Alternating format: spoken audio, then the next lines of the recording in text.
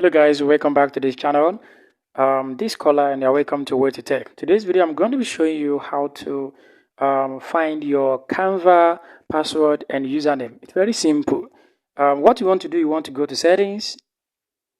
So once you're on settings, you want to look for where we have Google. So just click on the Google. So what you want to do next, you want to click on manage your Google account. Click on that. So once you click on that, we are now on Google. So what you want to do, you want to take this to where we have security. Then we are on security. Then you want to scroll down to where we have password manager. These password managers, this is where all your passwords are being saved. So to see your Canva password and username, just click on password manager.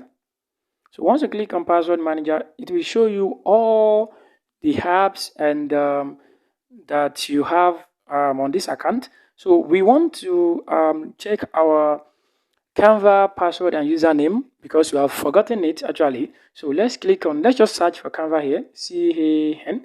So click on Canva, put in your fingerprint or password. So this is actually our Canva username and Gmail and password.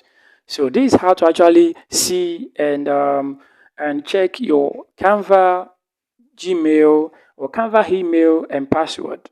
So thanks for watching.